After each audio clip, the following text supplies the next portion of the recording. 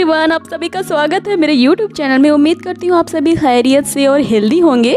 जैसा कि हमने पिछले एपिसोड में देखा था, हमारी जो कार फिश होती है वो 1000 साल की कल्टीवेशन के बाद अपनी ह्यूमन फॉर्म में जिस दिन ही आती है, एक कैट स्पिरिट पकड़ लेता है और उसका फिश स्टू बनाने की तैयारियों में जुट जाता है।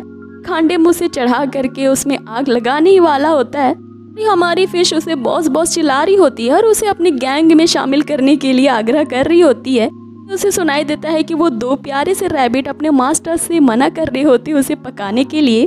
वो कैट स्पिरिट उनकी बात को मान जाता है और उसे 3 दिन का ट्रायल देता है। में वो उसे अपनी गैंग में शामिल कर लेगा, लेकिन अगर वो फेल हो जाती है तो उसका ग्रिल्ड फिश बनाने में वो देरी नहीं करेगा।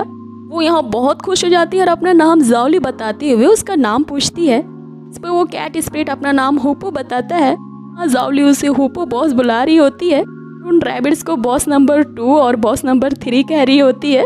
होपो कह रहा होता है कि अब हमारे पास तो डिनर में खाने के लिए कुछ नहीं है। वो उन नन्हे रैबिट्स को शक की निगाह से देख रहा होता है, जिससे वो रैबिट थर-थर कांपने लगते हैं। यहाँ सीन कट हो जाता है और हम अगली सीन में देखते हैं कि एग्जॉर्सिस्ट को उस बैनर को देख के कह रहा होता है, इन मॉन्स्टर्स की इतनी हिम्मत हो गई कि वो दिन के उजाले में अपना गैंग अप कर रहे हैं। फिर वो अपने मैजिकल वेपन से, जो कि मॉन्स्टर्स को डिटेक्ट करता है, उनकी कॉम्बैट्स पावर को भी बताता है। वेपन उसे बताती है कि यहाँ 2 मॉन्स्टर्स हैं। से वो पकड़ने के लिए चला जाता है, ये कहते हुए अगर सारे मॉन्स्टर्स को पकड़ लिया जाए और उन्हें खत्म कर दिया जाए, इस दुनिया में फिर से इनोसेंस ऑफ ईरा कायम हो सकती है। ये ह्यूमंस का मानना होता है। दूसरी तरफ हमारी जाओली का कुछ और ही मानना होता है। फिर आगे वो अपनी मैजिकल शॉट निकालता है। बड़ी ही स्टाइल से वो उस फ्लाइंग शॉट में बैठ जाता है, क्योंकि वाकई में कूल होता है। यहाँ चाय की चुस्की लेता हुआ वो उस शॉट को आगे जाने का आदेश देता है, लेकिन वो शॉट उसे पीछे ले जाती है।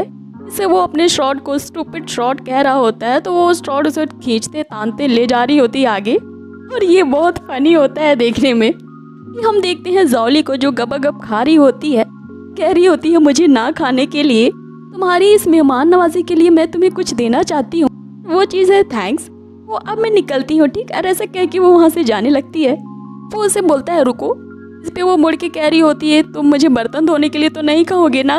वो बहुत क्यूट तरीके से कह रही होती है कि मैं क्या ही बताऊँ। वो उसे कह रहा होता है कि मैं इस जियान कैट गैंग का बॉस हूँ, तो मुझे तुम्हें बताना होगा कि तुम कहाँ जा रही हो। जाओली उसे बता रही होती है कि जहाँ ह्यूमंस रहते हैं मैं वहाँ जा रही हूँ। अगर मैं ह्यूमंस की 1000 विशेष को पूरी कर लूँ, मैं रियल ड्रैगन ज़ैंगलॉन्ग बन जाऊंगी। फिर इस दुनिया में ईर ऑफ इनोसेंस को कायम कर दूंगी। होपो को उसकी बातें ये समझ में नहीं आ रही होती और वो बार बार उससे पूछ रहा होता है तुम ये किस ज़ैंगलॉन्ग की बात कर रही हो। वो उसकी विश पूरी करने की एबिलिटी को चेक करने के लिए उस नन्हे से मॉन्क को अपने पास बुलाता है। वो नन्हा मॉन्क उछलते कूदते उनके पास आता है। उसका नाम चैन होता है। वो उससे पूछ रहा होता है क्या तुम्हारी कोई विश है। इस पे चैन कहता है कि मुझे अपने टकले पे लंबे घने काले बाल चाहिए। जाओली अपने बुलबुलों की पावर से उसके सिर पे बाल तो ला देती है, लेकिन वो बाल खुद जाओली के होते हैं और बेचारी वो टकली हो जाती है। यहाँ चैंग तो उसके बालों को पा करके बड़ा ही खुश होता है।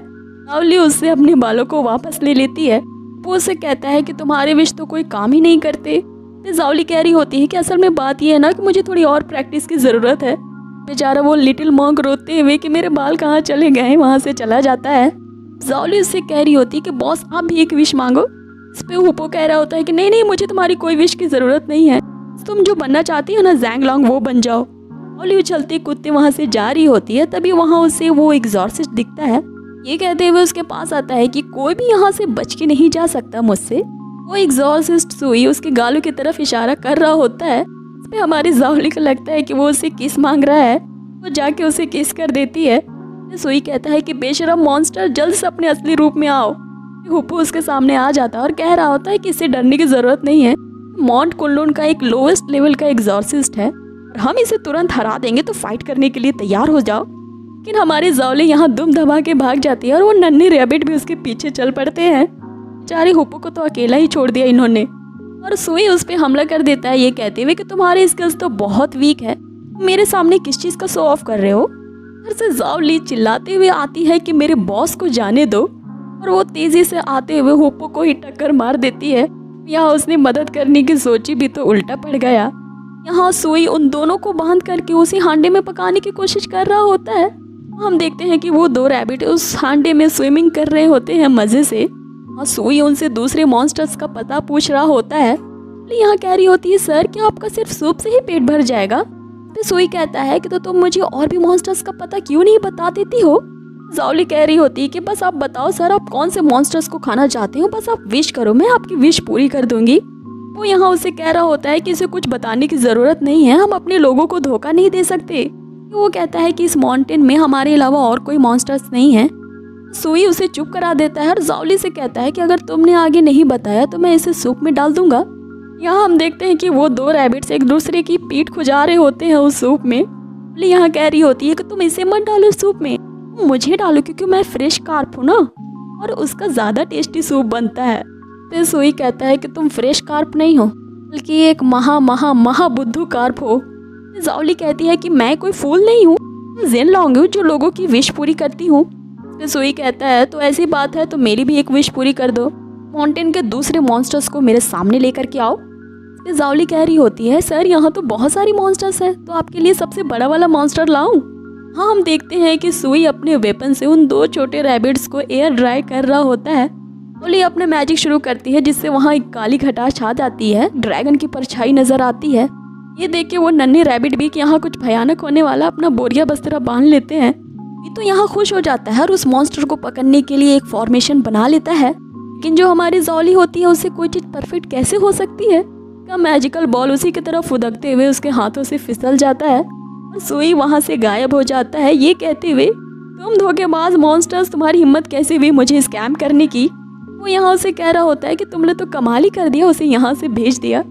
फिर जाओली उसे कहती है कि मैं तो उसकी मदद कर रही थी, पता नहीं वो कहाँ ही चला गया। उसे रस्सी काटने को कहता है और बोलता है कि यहाँ रहना हमारे लिए खतरे से खाली नहीं है, हमें दूसरी जगह चले जाना चाहिए। जाओली की इस बेवकूफ़ी भरे लेकिन कारागार कारनामे के साथ हमारा ये एपिसोड यहीं ख़त्म हो जाता है। आपसे नेक्स्ट एपिसोड में, तब तक रखिए अपना ढेर सारा ख्याल। बाय।